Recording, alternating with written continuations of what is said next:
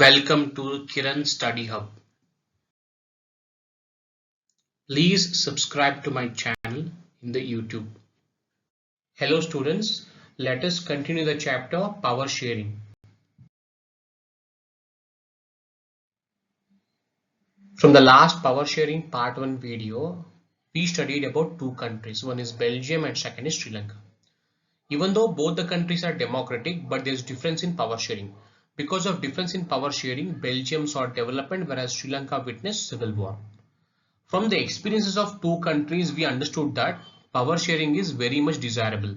And there are two sets of reasons given in favor of power sharing. One is prudential reason and second is moral reason.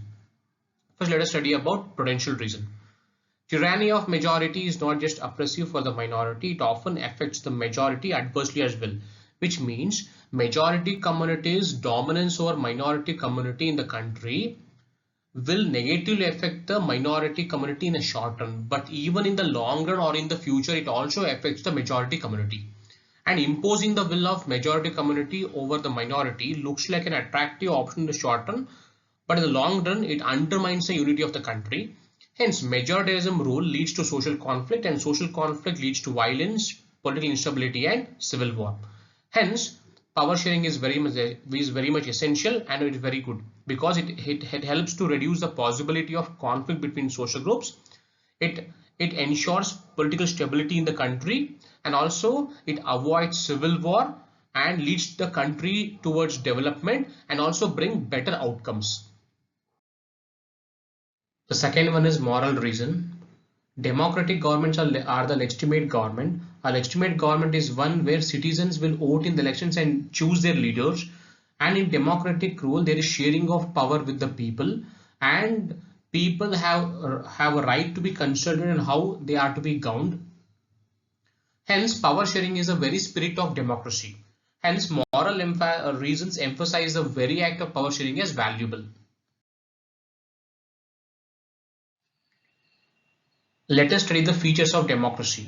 One basic principle of democracy is that people are the source of all political power, and people will rule themselves through institution of self-government, and due respect is given to diverse groups and views that exist in a society, and every person can voice his views and opinions in shaping the public policies. Therefore, it follows that in a democracy, political power should be distributed among as many citizens as possible, and power sharing arrangements can take many forms. Usually in the democracy, there are different forms of power sharing.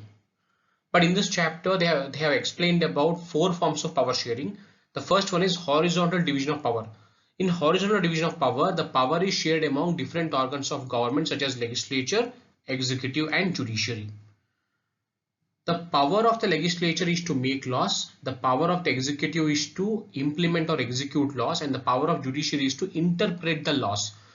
Means whether the law made by the legislature is in accordance with the constitution or not. Here it is called as horizontal distribution of power because it allows different organs of the government placed at the same level to exercise different powers.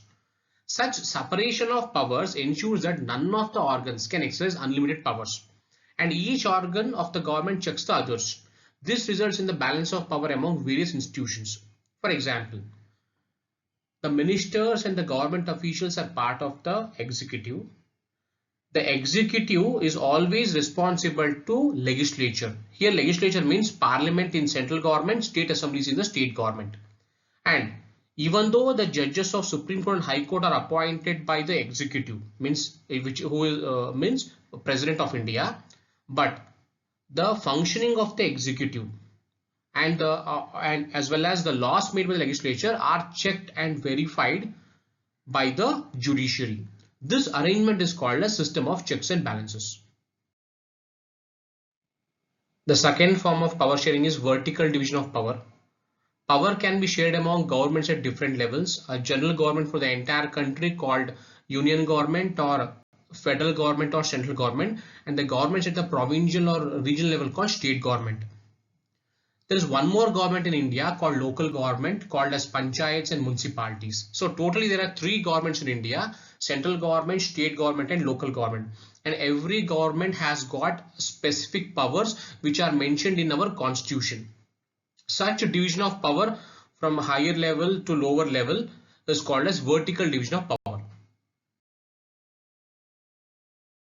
The third form of power sharing is the power shared among different social groups such as religious group and linguistic group. The community government in Belgium is the best example for this form of power sharing. In some countries, for example India, there are constitutional and legal arrangements whereby socially weaker sections and women are represented in the legislature and administration. For example, in India, 33% reservation is given to women in the local government, and reservation is given to the socially weaker sections in public employment and education. And there is the system of reserved constituencies in the assemblies and parliament of our country.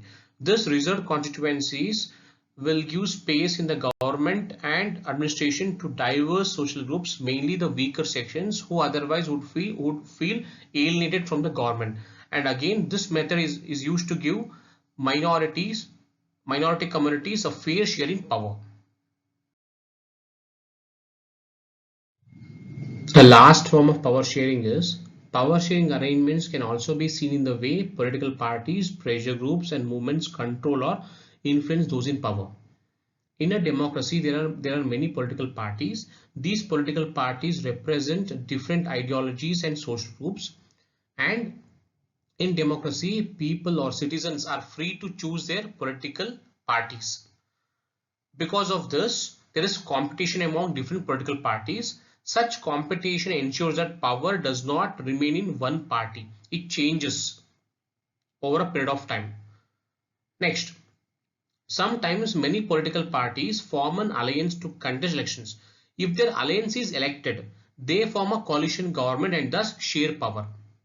The second is, in a democracy, we also find interest groups such as traders, businessmen, industrialists, farmers and industrial workers. And the interest groups also share in governmental power, either through participation in the government committees or bring influence on decision making process of the government. Thank you.